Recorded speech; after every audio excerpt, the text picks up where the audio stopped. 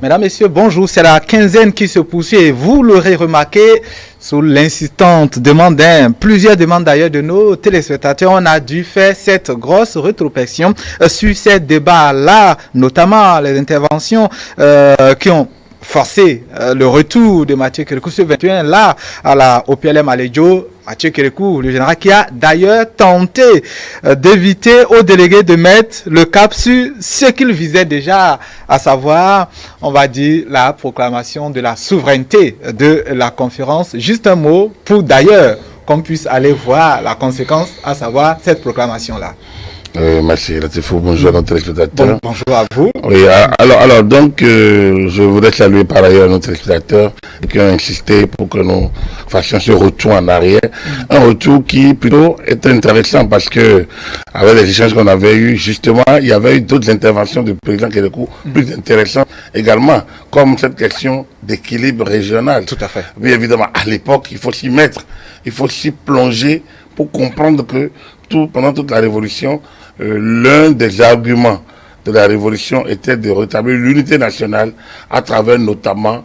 Et que ce n'était pas une défaite, en tout cas, ce n'était pas un échec. Non, du tout, du tout. Et pourtant, la conférence, certains ont tenté de montrer que c'était du tribalisme, ce que Kérékou... Justement, mais c'est ce qu'il a expliqué. En réalité, non. Les gens n'ont pas dit que le régime du PPP était tribaliste. Ils ont dit que la conférence était tribaliste. Enfin, ils ont utilisé des mots, mais c'était pas ça réellement. Mais ne tenaient pas compte de l'équilibre. Et que dans le présidium, il n'y avait pas quelqu'un du mono à l'époque. Quand on vous dit mono, c'est le grand mono. C'est le mono Koufo actuel. Alors donc, c'était important, c'était caractéristique de l'époque. C'est vrai que quand les derniers gouvernements du président Yahi et surtout du président Talon, beaucoup sont revenus rapidement là-dessus, mais ils ont compris que eux, ils ne sont pas dans cette, notamment le président Talon, ne s'est pas inscrit dans cette logique qui, avec le temps, n'a pas réellement de sens lorsqu'on veut tabler sur les compétences. On ne parle pas de concours. Si c'était on ne parle pas d'examen, on ne parle pas des concours, on ne parle pas de je ne sais pas quoi. Et là encore, la notion de représentativité régionale doit appeler d'autres éléments, notamment la démographie par exemple, ou par exemple un certain nombre d'équilibres des différentes composantes de la démographie. Mais bon, on ne va pas rentrer dans ça. Mais ce que Kérékou tentait de dire, et qui tentait de dire, c'est que malgré tout ce que vous racontiez, je paraphrase depuis 2 jours, vous n'avez pas été fichu de rétablir l'ordre au présidium alors que quelqu'un a dit qu'il n'y avait pas quelqu'un du mono. Bien évidemment. Voilà, c'était pour lui de tacler tout ce qui avait... Parce que c'est la conférence qui a choisi son présidium et là, sans tenir compte de cet équilibre-là. Et il va plus loin. Que des individus qui créent des partis sont là. Donc, du coup, ça ne répond pas. Parce que bon, donc, pour l'essentiel que la diagnostic juste quand même. Oui, je veux dire, cet opportunisme-là... Non, c'est pas de l'opportunisme. De Kérékou? Non. Des conférenciers qui ont créé des partis. C'était libre à eux. On leur a dit, donner des sensibilités politiques. Ceux qui ont créé des sensibilités politiques. Donc, j'aurais pu en créer à l'époque. Vous avez 20 ans, 21 ans. J'aurais pu le faire. J'aurais été peut-être le plus jeune conférencier de l'époque. C'est vrai que c'est pas que l'idée qui m'avait effleuré. J'étais déjà très, très avancé dans le suivi de cette question-là. Mais bon, je n'ai pas pu le faire. Il n'y a pas d'ordinateur, donc il fallait écrire, trouver des gens. Il n'y avait personne. Bon, donc cela dit, vous voyez, c'est un débat important. Ensuite, n'oubliez pas l'allusion à la révolution. Je dis, nous avons tenté une option. Ça a échoué. Quand ça échoue, on retourne en arrière. Donc, il assumait le système qu'il a commandé. Il rappelle que personne n'a forcé la main au Bénin pour faire la révolution. Donc, en sous-bassement, personne n'a non plus forcé la main au Bénin pour faire la conférence nationale. Il faut comprendre Kérékou. Il faut le comprendre à demi-mot. En sous-bassement, personne ne nous a forcé la main. C'est parce que si vous êtes là, c'est parce que nous l'avons voulu. Et donc, quand les gens parlent de la souveraineté, ils disent, oui, la souveraineté, d'accord, mais qui vous a convoqué? C'est pas une loi, c'est même pas un décret, c'est une décision. On n'a même pas signé le décret convoqué la conférence. Donc, si vous vous transformez en proclamation, il faut qu'on mette fin au coup d'état civil et militaire. Et donc, si vous suivez la logique du président Kérékou, il distille des notions de droit, il distille les notions de science politique, les notions de réel politique. Tout simplement, il était un maître du jeu. je comprends ceux qui ont demandé de ramener, parce que la proclamation de la souveraineté est allée totalement en déphasage. Parce que nous n'avons pas d'autres instances pour prendre la décision que nous avons prise. Mais là, parce qu'on a pris la décision que nos instances sont illégitimes. Il a raison. Il a d'autant plus raison que ces instances découlaient des élections de juin-juillet 1989 sur la base de la Constitution du 26 août 1977, en vigueur en juin 1989, et donc en vigueur en août 1989, au moment où le gouvernement a été formé. Et donc, les institutions étaient légales, étaient légitimes. En tout cas, aux yeux de la révolution et du parti d'avant-garde de l'époque, et au regard de la géopolitique, au regard des institutions que nous avions, au regard de la logique politique à l'époque, les institutions étaient légales et présumées légitimes. Bien, maintenant, la contestation récurrente, persistante, du fait de non-paiement des salaires, et il l'a dit, expliqué. Cette contestation met en cause le régime qui, n'ayant pas les moyens d'assumer, de s'assumer totalement sur le plan notamment financier, économique, surtout financier, n'avait plus le choix, d'autant que les gestions de Bretton Woods le poussaient, lui mettaient la pression pour pouvoir aller ouvrir le système. Donc, ouvrir le système comment? Banqueroute, absence de liquidité dans les banques, dépenses à faire, des arriérés de salaire impayés, des arriérés de bourse impayés. Vous allez faire quoi? Il faut nécessairement ouvrir. On appelle ça lâcher du lest. C'est ce qu'ils ont fait. Alors, il a mis de côté le parti. Mais il a gardé l'État. Mais en mettant de côté le parti, et que la Constitution étant basée, ce qui aurait dû être fait, c'est que ces instances auraient accouché en même temps d'un projet transitoire qui aurait dû être adopté par l'Assemblée nationale révolutionnaire. C'était une option. Ça aurait été l'option techniquement et soutenable. Mais nous ne l'ayons pas fait. Les institutions étant de fait légitimes, sur la base de la légalité à laquelle eux-mêmes ont régulièrement renoncé, dire que les institutions étaient démissionnaires, c'est trop dit, même si, et c'est ça la complexité de la situation, il fallait bien des gens un peu plus éclairés, mais non partisans, non moulés dans le débat, pour pouvoir éclairer la lanterne. Je pense que 30 ans après, il est important qu'un colloque s'ouvre, au-delà du symposium du samedi prochain, convoqué par le clergé, que des juristes, des politicistes, des politologues, politicistes, des sociologues, se plongent dans des cas de figure de gens pour nous sortir un peu comment on peut le qualifier. Il est évident que Mathieu Kérékou était dans sa logique. Je partage entièrement sa logique. Mais la pensée est ouverte, on ne peut pas dire qu'elle est... fermer le débat. Pas fermer le débat, surtout qu'il y en a qui ont appris la doctrine avec beaucoup plus de technicité et ont lu beaucoup plus d'auteurs, de scientifiques, d'autres écrits scientifiques sur la question. Il est important qu'un forum scientifique s'ouvre et qu'on parle de la Constitution du 11 décembre du 26 août 1977 au regard des décisions les autorités politiques, administrativo-politiques ou politico-administratives de la République populaire du Bénin au lendemain de la décision du 6-7 décembre et porter, quel pouvoir, quelle légitimité, quelle légalité. On peut le faire, tout comme on peut parler du régime juridique de la Conférence nationale des forces vives elle-même, parce que au moment où elle a été convoquée par le président de la République, chef de l'État. Si on lui dénie une légalité ou une légitimité, alors pourquoi les gens font ça? Donc voilà un peu. Et donc, en outrepassant le cadre qui lui a été tracé, comment on peut appeler ça juridiquement? C'est bon d'écouter la déclaration de souveraineté. Tout à fait. Comme on a promis à nos téléspectateurs. On écoute la déclaration de la souveraineté et on va voir avec ce que Mathieu Kérékou a dit avant d'aller à la journée 8, qui est le lundi 26 Tout à fait. février. Ce cadre tracé dans son intervention de ce 21-là, et puis après, cadre qui n'a pas été pris en compte de toutes les façons, suivant la proclamation de la souveraineté de la conférence.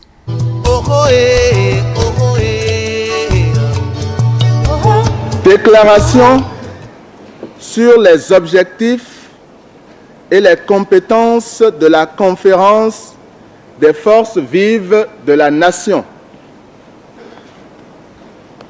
Considérant la grave crise économique, sociale, culturelle et politique qui paralyse le Bénin depuis plusieurs mois, considérant la perte totale de crédit et de légitimité du Parti de la Révolution populaire, du régime du Parti de la Révolution populaire du Bénin devant le peuple béninois, considérant que les décisions issues de la session conjointe du comité central du Parti de la Révolution populaire du Bénin, du comité permanent de l'Assemblée nationale révolutionnaire et du Conseil exécutif national des 6 et 7 décembre 1989 ont donné à cette crise une dimension institutionnelle aiguë en rendant caduque la loi fondamentale et illégitime l'ensemble des structures édifiées par le Parti de la Révolution populaire du Bénin pour la direction de l'État, considérant la décision de convoquer,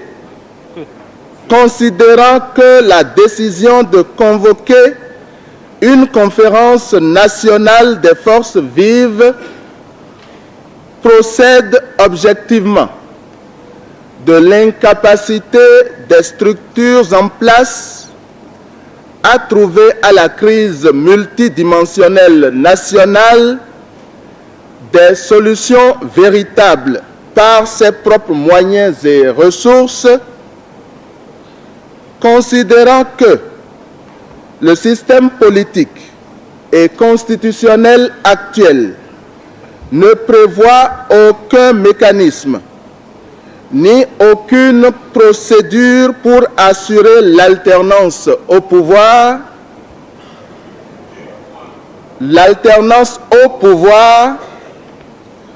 considérant les aspirations manifestes du peuple béninois à la paix et sa volonté de résoudre réellement la crise actuelle par des voies pacifiques, c'est-à-dire sans recours inutile à la violence,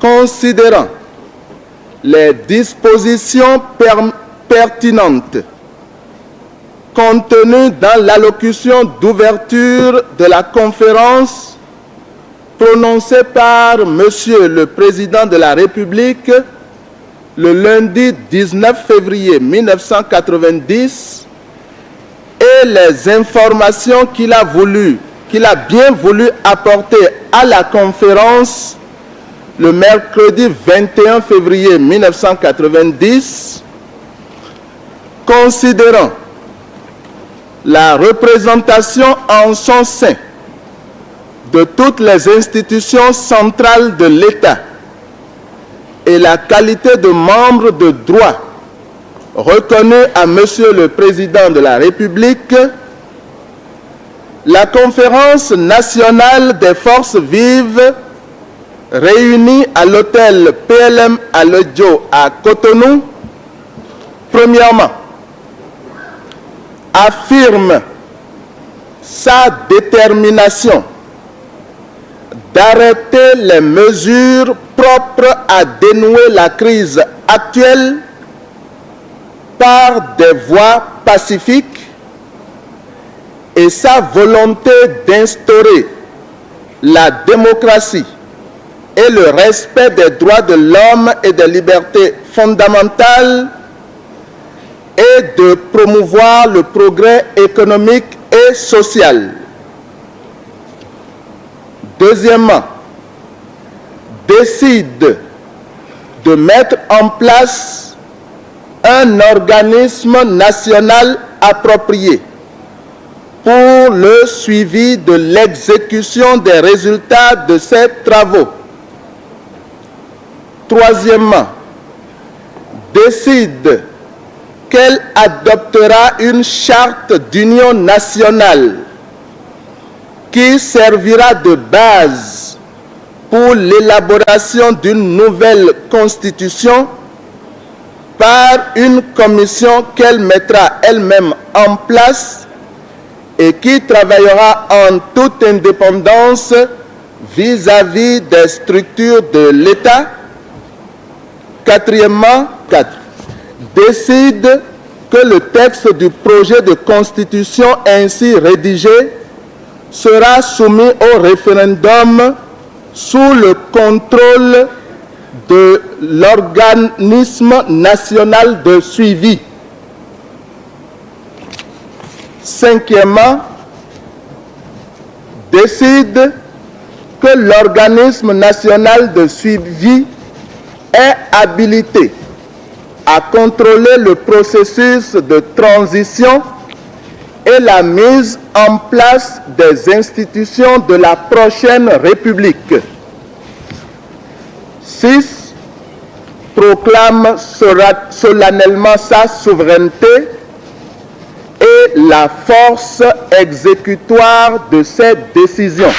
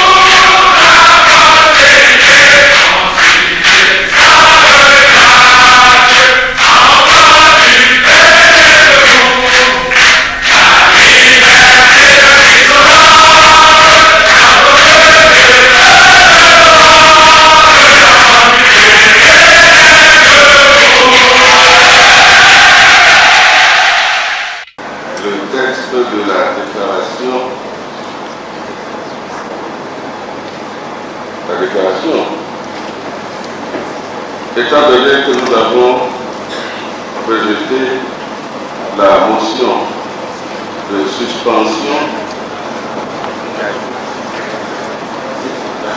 d'ajournement du débat,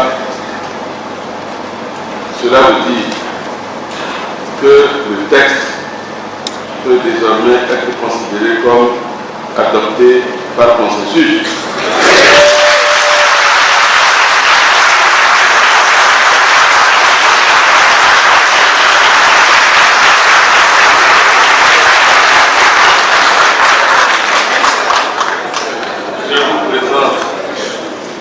Les excuses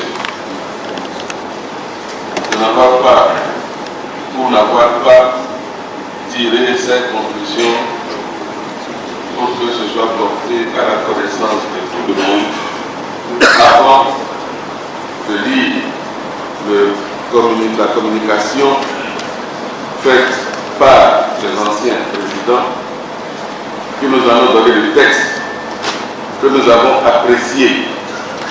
Et vu la gravité de ce qui est dit dedans, il nous a semblé que c'était normal de porter cela à votre connaissance. Si nous avons mal fait, nous nous en excusons. Mais si nous avons bien fait, notre conscience est tranquille.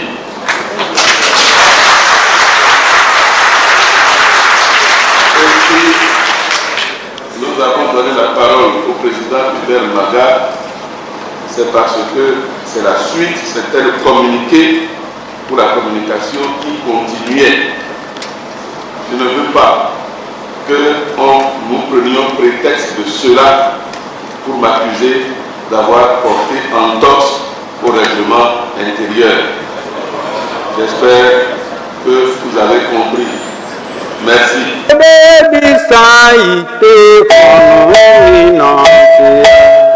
Il faudrait que la conférence définisse clairement quel type de société nous voulons et quel type d'homme nous voulons avoir au Bénin. Cela est capital. Et qu'ensuite, nous tenions compte d'une prospective. On vient à l'instant de le voir, la conférence est passée outre le recadrage de Mathieu Kérékou, une confrontation en douce à court. Juste un mot pour qu'on revienne sur le jour 8. Ah oui, une confrontation assumée par la conférence. Ouverte alors, pas en douce. Non, assumée. Donc assumée, puisque le débat ont poursuivi après le départ de Kérékou. Le 21, on a suivi, on a remis quelques images. Quand ils ont adopté la motion, enfin quand ils ont adopté la déclaration, d'aucuns, les gens ont chanté l'hymne national, et donc, j'avais vu Robert Dessous, président du comité préparatoire, se lever aussi. Hein? Dans le camp du PRPB, dans le cadre du membre du gouvernement de l'époque, certains se sont levés. Ça veut dire quoi? C'est une adhésion. Et parce qu'il y en a quelqu'un qui sont restés, une dizaine qui sont restés assis. Mais certains se sont levés. On peut dire que les participants, les 500, désignés de manière un peu qui n'avaient aucune légitimité, en tout cas dont la plus de la moitié de légitimité particulière, parce qu'ils ont, comme l'a dit Kérékou, ils ont rédigé un projet de société, et là, même les gens qui sont seuls, qui étaient chefs de parti, mais du fait que le système les a adoubés, considérés comme les gens qui peuvent aider à sortir le pays de crise, de ce fait, ces 500 participants ont acquis les prérogatives donc de représentants de capacité de parler au nom du peuple pour agir. J'ai vu Madame Idi, non, l'Assemblée nationale révolutionnaire n'était plus réellement légale, elle n'était plus, enfin, elle était légale, elle n'était plus opérationnelle, elle était révolutionnaire. Oui, elle peut prendre des décisions, elle pouvait encore, mais face à une telle assemblée, celle-ci, avec quelle posture? Donc, alors, en fait, il y avait une sorte de no man's land juridique. Un cas d'école alors, de situation. Oui, c'est ça que j'expliquais depuis. En fait, ce qu'ils disent, nous sommes encore là, la constitution est... Ils ont raison. Ils ont leur raison. Les autres aussi en avaient les leurs. La question était de trouver un milieu. Ce milieu aurait pu être trouvé si les gens avaient pris le temps d'écouter peut-être. Si surtout le régime avait pris le temps de faire des consultations juridiques nécessaires, comme je l'ai dit. Avant de s'engager. L'Assemblée nationale révolutionnaire aurait pu prendre cette disposition avant la session des 6 et 7. Nous ne l'avons pas fait. Ils se sont retrouvés dans une situation un peu d'impasse où les gars ont eu la main d'agir. Cela dit, en confrontant le Mathieu Kérékou, en proclamant la souveraineté, ils ont créé une autre dynamique. La leur. Face à celle de Mathieu Kérékou et de son camp. Parce qu'on peut parler de ça. Ce n'était plus le système. C'était bon. Donc, ils ont créé une nouvelle dynamique. Et c'est les deux qui vont s'affronter. Mais au milieu des deux, il y avait Monsieur Souza. Il y avait les anciens présidents de la République qui eux-mêmes, bon. À un moment donné, on les sentait. Non, tout le monde a pris le camp de l'antisystème. Mais il fallait maintenant aller jouer le service après-vente.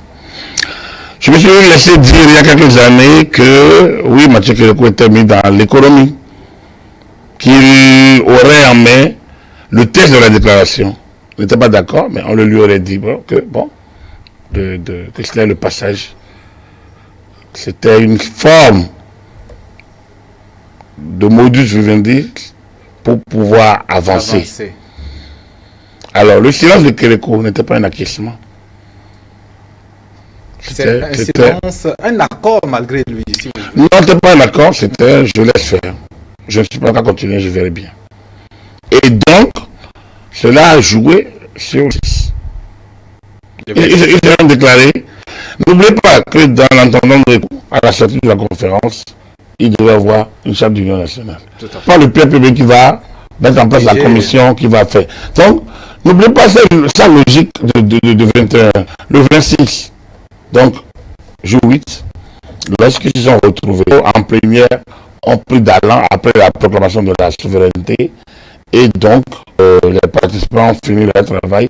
Et dans l'après-midi, donc du 26, le 8e jour de février, le 8e jour, ils se sont retrouvés à PLM pour maintenant la plénière. Les plénières adoptées. Et la première motion, le premier rapport, c'est le rapport de la commission constitutionnelle, de la commission des affaires économiques et financières, et la commission présidée par Nicéphore Dieu de l'Essoglo, et dont le rapporteur était Ildefonse William Lemon. Alors, Ildefonse, avec sa voix suave, avec sa voix suave, oui, je peux le dire, une voix perçante, autoritaire, il lit le rapport. Je me demande si Mathieu Kérékou n'était pas là au moment où il lisait. Il présentait parce qu'il me semble que le président Kérékou a demandé à venir suivre les restitutions. Ou alors qu'il a fait la restitution et que les gens intervenaient, Mathieu Kérékou s'invite. Et là, il n'a pas fait dans la dentelle. On a vu un Mathieu Kérékou incisif le 21, mais pédagogue. Le 26. Le 21. Le 21, c'est qu'on a vu. On vient de faire le. Tout à fait. On l'a vu, incisif, mais pédagogue. Pédagogue, à la fois en politique, en sociologie et en. Si vous voulez. Enfin, pédagogue. Tout globalement, oui. Aujourd'hui, le 26, donc 26 septembre 90, après le rapport de la commission des affaires économiques, on va écouter notre Mathieu Kérékou. La souveraineté est passée par là. Comme je vous l'ai dit, la souveraineté a créé deux logiques. La logique des conférenciers et la logique du système. Mathieu Kérékou, si la régie est prête, on peut écouter la première intervention de Kérékou. Kérékou, en ce moment. Il faut dire qu'il a fait 3 interventions ce soir-là. Ce soir du 26. Ce seul jour-là, 3 différentes interventions. 3 interventions, vous montrez, ça vous permet de comprendre à quel point il était vraiment. Il était sonné et à combien il était décidé à reprendre la main. Parce qu'il se jouait un rapport de force là, vers la fin de la conférence. Il fallait bien que quelqu'un prenne la main. Le poids des archives, consultants, on aura à promettre ces interventions-là aux téléspectateurs, que ce soit en cours de journée ou même peut-être en rattrapage demain, histoire de mettre de l'ordre dans ces archives-là qui souvent ne sont pas datées par jour ni par... Oui, c'est un peu ça, c'est quand même, comme je vous l'ai dit, c'est quand même dommage qu'on n'ait pas pu travailler sur ces images. C'est vraiment dommage parce que c'est des images historiques. Vous savez, on ne peut pas aujourd'hui avoir les images de nos errements 60-72. C'est quand même dommage. On ne peut pas avoir des images nettes, claires, tout au moins, même si la couleur se dégrade, au moins de la période 72 à 90. En bon état, c'est pas bien. Vous savez, on efface au fur et à mesure que partons, nous effaçons des traces de l'histoire. Mais c'est dangereux. Et après, c'est prendre que les jeunes comme nous s'égarent. Non, les jeunes s'égarent. Non, ne mélangeons pas. Ne mélangeons pas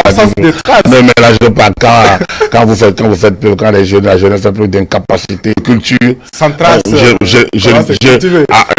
n'étais pas à la conférence nationale. Je le dis modestement, je n'étais pas à la conférence nationale. Donc, c'est dans la télé, la radio. Je vous l'ai dit il y a 10 ans, j'ai écouté pas moins d'une trentaine de personnes à la conférence.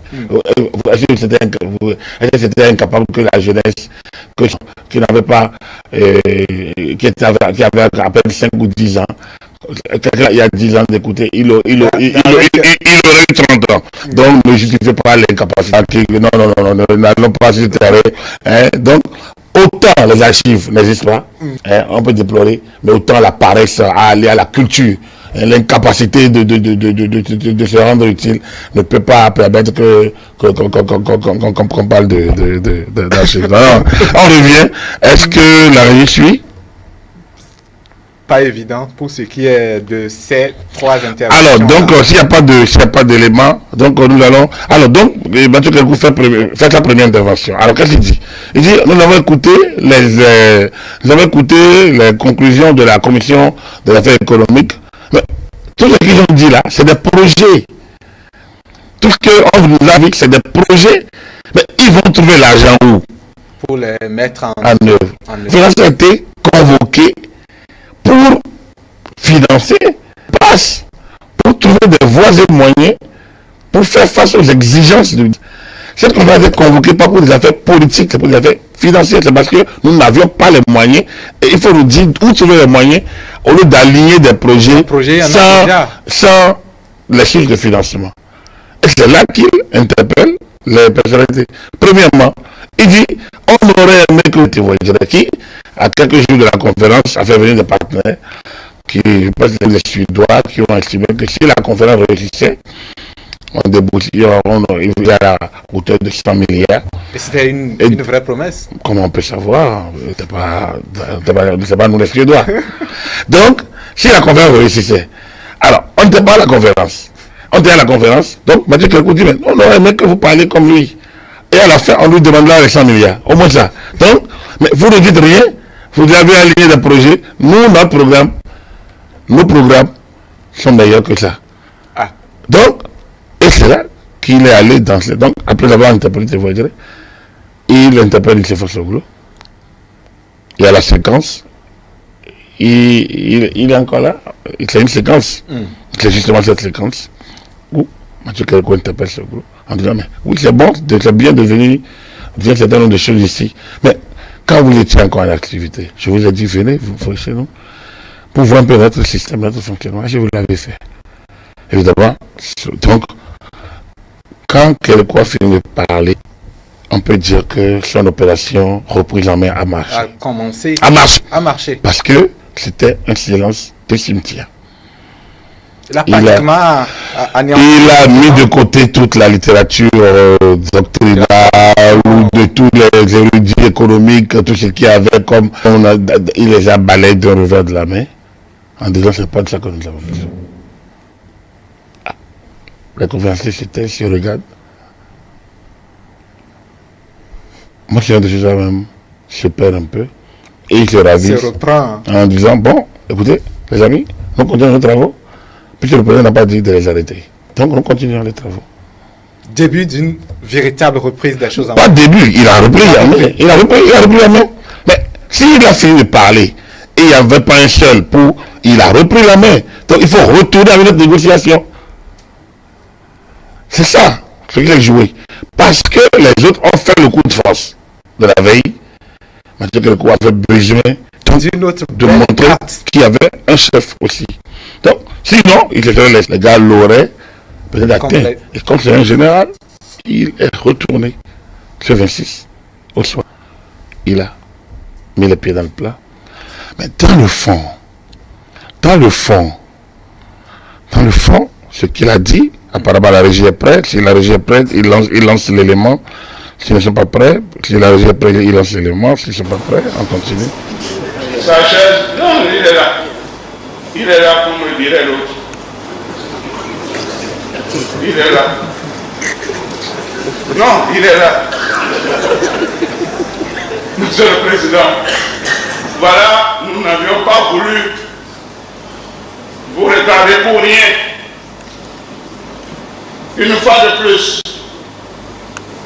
les problèmes d'État, les problèmes de l'unité nationale, les problèmes de la paix sociale, de la cohésion nationale, ce ne sont pas des problèmes des philosophes. Nous demandons donc au professeur Kuntongi d'être patient et de ne pas dire nous voulons la démocratie, mais de ne pas dire pourquoi on nous fait perdre le temps. Il vaut mieux perdre le temps et trouver une solution juste à ces problèmes que de vouloir gagner le temps. Voilà, donc hein, on a suivi là où Kérékou cherchait Monsieur Fassoglo. Enfin, il a retrouvé. Il a retrouvé avec un peu une quête d'humour. Comme je vous l'ai dit, c'est une opération reprise en main. Il a repris la main. Il a fait invention.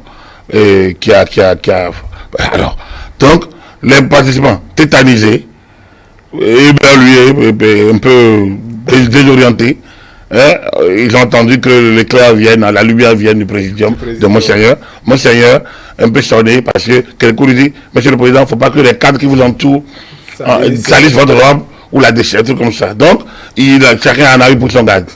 N'oubliez pas que Monseigneur est partie prenante de la souveraineté. Tout à fait. N'oubliez pas qu'il y a eu l'épique discussion avec Simon Ogouma dont j'ai parlé. Kérékou n'a pas perdu de vue. Et même si entre lui et Monseigneur, le secrétaire permanent, n'empêche, chacun sait son agenda. Monseigneur travaillait pour le pays. Monseigneur ne travaillait pas pour le PPB. Monseigneur ne travaillait pas pour Mathieu Kérékou. Monseigneur est du clergé. Le clergé, il n'était même pas ami. Il ne se connaissait pas réellement avant la conférence. Donc, il y a eu une sympathie parce que Monseigneur a une personnalité de persuasion. Mais cela dit, n'oubliez pas ce que le clergé avait écrit.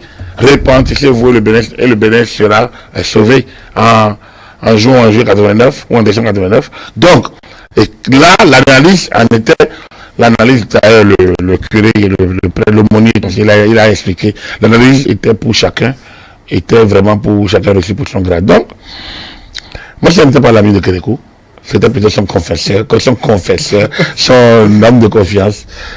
Donc, vraiment, alors, faut comprendre, quand vous prenez la main, les gens ont commencé par reprendre la parole, mais quand ils ont repris la parole, c'était... Mais c'est expliqué un peu maladroitement, il n'a pas... Mais à l'époque, tout ce qu'il disait, tout ce qui était contre Kérékou ou contre le système était tellement applaudi, parfois bruyamment. Alors, donc, quelques interventions de gens où ils étaient un peu, comme je vous l'ai dit, sonnés, et Kérékou voulant prendre congé des gens, donc reparti pour les laisser fiers un peu de son coup. Et reprend la parole encore.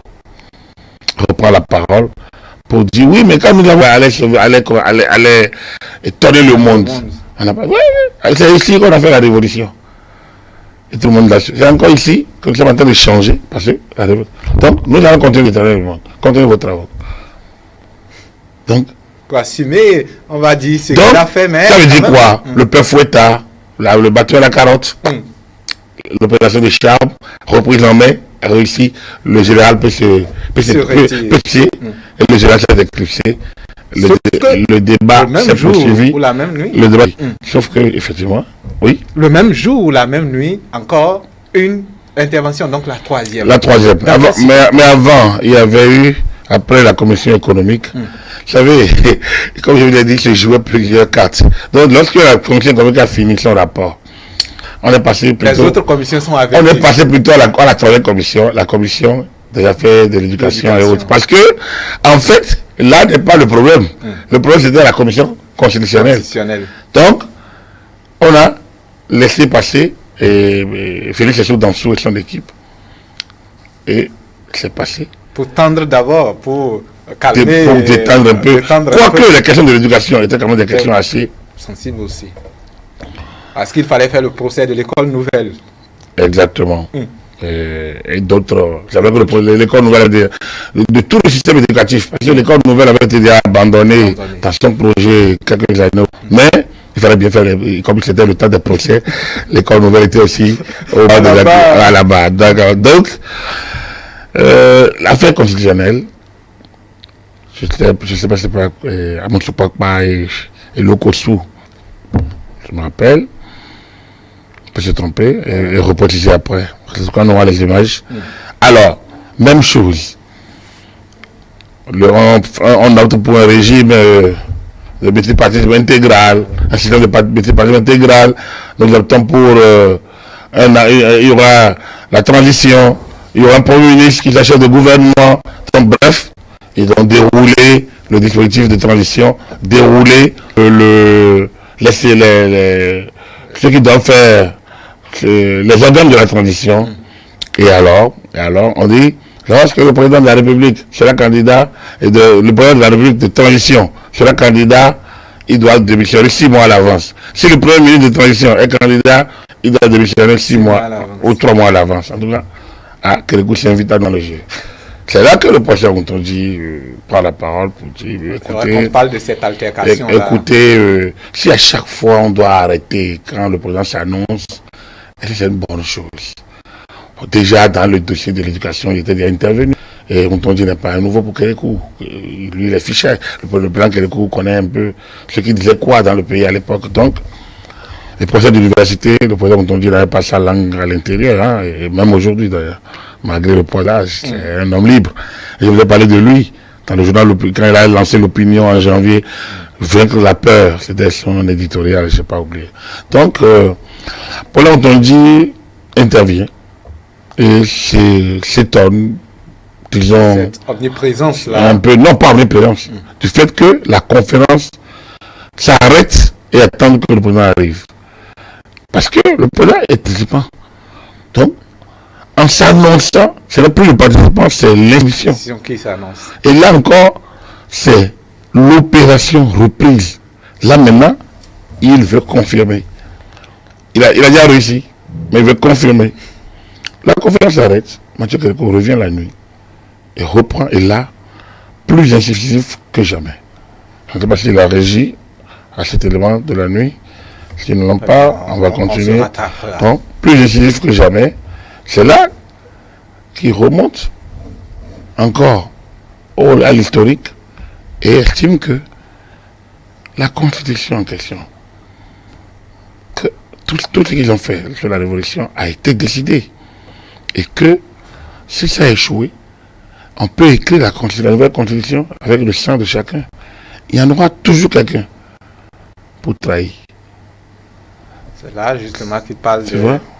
Il reprend l'allégorie de Judas, des 12 disciples. Non, ça c'est passé. Ça, il a déjà passé ça. C'était le 21. Ce qu'on retient là, c'était en fait, Mathieu Kérékou est intervenu sur la question de démission. Il est venu pour dire personne ne démissionnera. Et c'est pour ça qu'il est revenu pour dire, je vous ai dit, vous pouvez faire votre... Mais ne nous dites pas démission. Vous pouvez nous destituer, mais ne nous demandez pas de démissionner, parce que c'est grave. Voilà le message qu'il est venu passer. Donc, ce qu'il a sonné, on peut le dire en griffe, c'est plutôt ce volet de démission avant. Exactement. Exactement. Et c'est là, il dit, nous avons dit que nous ne pouvons pas démissionner. Vous pouvez nous destituer. C'est la ligne rouge en quelque sorte. Oui, mais il a dit quand même, nous ne pouvons pas retourner contre le peuple son armée. Donc vous pouvez nous destituer, mais ne nous dites pas démission. En fait, ça fait deux manières différentes.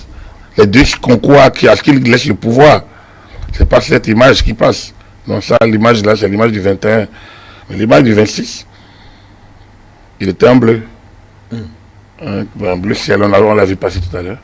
Donc, cette image du 26, c'est ne nous dites pas démission, parce que c'est grave, mais vous pouvez nous destituer. Ça, il n'avait pas dit ça. Vous pouvez nous destituer, il n'avait pas dit ça le 21. Là maintenant, il dit oui, vous pouvez y aller. Puis hier, vous avez fait votre souveraineté. Donc vous voulez, allez-y, allez au bout. Est-ce que techniquement c'était possible? Mais bien sûr. Mais alors, si on le destitue, ils sont allés dire après de moi, ils ont proclamé la souveraineté. Et la force exécutoire des décisions. Ça veut dire qu'ils n'ont plus de limite à leur décision. Ils n'ont plus de limite. Il peut dire les organes de transition, c'est tel. Il peut dire que ce n'est pas Mathieu Kérékou. Ils sont allés déjà au niveau suprême, où ils sont outrepassés le cadre, le mandat qu'on leur a donné. Donc, en ce moment-là où Kérékou parlait, alors, on va dire qu'ils ont réussi cette fois-ci au moins à enterrer effectivement l'Assemblée révolutionnaire. Donc, effectivement... Là, il faut nous retourner en arrière. On n'est plus là. On est le jour, dès qu'ils ont fait la déclaration de la souveraineté, ça c'est déjà oublié. Là où nous sommes là, ce soir-là, on n'est plus à l'Assemblée révolutionnaire, on est aux organes de transition. On a parlé de démission. Et le président Kérékou dit, ne nous dites pas... Non, on n'était plus dans la transition. Selon les participants, la transition... se fait avec Mathieu Kérékou. Mais Mathieu Kérékou, président, comme dans un système, dans un régime de type semi-parlementaire, de type semi-présidentiel, le chef de l'État est là, il convoque le Conseil des ministres qui ne préside pas. Il est là, qui préside? Mais c'est le Premier ministre qui a... Il préside le Conseil des ministres, mais c'est le Premier ministre qui a la plénitude du pouvoir exécutif. C'est lui qui nomme ses ministres, c'est lui qui vient faire leurs fonctions et qui fixe les attributions qui vient faire leurs fonctions. Le chef de l'État garde la diplomatie et le chef suprême des armées, tout comme ça. Alors, donc, on lui a retourné. Donc, à ce niveau, il n'y avait pas de problème. Là, il y avait des problèmes, c'était les affaires de démission. Donc, il a dit, je me demande s'il avait bien compris qu'on parlait de la transition de ceux qui devaient être candidats. Mais il est venu, il a demandé qu'on ne lui parle pas du tout de démission, on peut les destituer. Alors donc, quand il a fini de parler, on a pris acte des interventions. La conférence est les travaux sont poursuivis, mais c'était déjà tard la nuit. Donc, ils ont travaillé un peu en plus et puis ils ont corrigé un peu les documents, mais ils n'ont plus conclu. Et c'est ça les limites, un peu. Vous savez, les affaires économiques, là au moins on sait qu'on allait au libéralisme intégral, pas de souci. Mais au niveau des affaires juridiques, des affaires constitutionnelles, quand des gens sont intervenus, quelque chose est passé, il n'y a plus une synthèse. Là encore, parce que il y a sonné ou... Quelque chose parti. Oui, tout le monde est un peu sonné, il fallait... Pardon. Et le lendemain, les jeux ont commencé pour l'élection des organes de transition. Le bout de la fin c'est peut-être poursuivi. Ça a déjà commencé avec la restitution en plénière. Mais ça s'est très accéléré, très vite accéléré même. Donc les commissions sont retrouvées pour remettre les choses ensemble. Mais après, il n'y a plus une restitution en plénière. Et hélas, il n'y a pas eu un rapport général adopté par les participants. Du coup, on est allé, vous comprenez, après l'interprétation que chacun aura, on aura le temps d'en parler. Mais ça, je voulais marquer ça. C'est un élément, effectivement. C'est très important. On a des documents qui ont circulé. Mais je vous dis, le rapport de la commission constitutionnelle n'a pas été validé, n'a pas été adopté en plénière. Pas plus que les autres rapports, donc du coup, et pas plus que le rapport général. Au-delà des coups de Kérékou, sans doute, dans la tête des délégués, à ce moment où la résolution se faisait, bien évidemment, les gens avaient la tête au 9e jour, sur lequel on reviendra de long à large. Non, les gens non, la journée était assez riche. Les gens n'étaient même pas la tête. Il était très long avec la restitution des travaux et les interventions de Kérékou. Ceux qui avaient peur la veille que, les effets de la souveraineté se sont fait visibles dès le lendemain. Mathieu Kérékou est revenu sur la scène, il est resté omniprésent, il a dicté presque sa loi. Les participants, Monseigneur a dû jouer très fort, très serré pour pouvoir faire. Donc, ce qui s'est ressorti de ce soir-là, c'est qu'il était évident qu'il fallait bien couper la poire en deux. C'est-à-dire une partie pour Mathieu Kérékou. Une partie pour la conférence. La 9e journée, demain, bien évidemment, le 27 on sera à la veille de la clôture. Elle est marquée par l'élection du Premier ministre. Et cette élection-là, bien évidemment, qui pratiquement tourne la conférence vers la fin, l'ambiance et les jeux de coulisses, on pourra voir tout ça, bien évidemment, avec les incidents, avec vous demain. Amis téléspectateurs, merci de cette fidélité. Depuis que ce périple a démarré depuis le 17 février, vous ne nous avez pas abandonnés. Au contraire, de jour en jour, vous êtes davantage nombreux. J'espère encore plus nombreux demain, pour que le périple se poursuive. Merci beaucoup.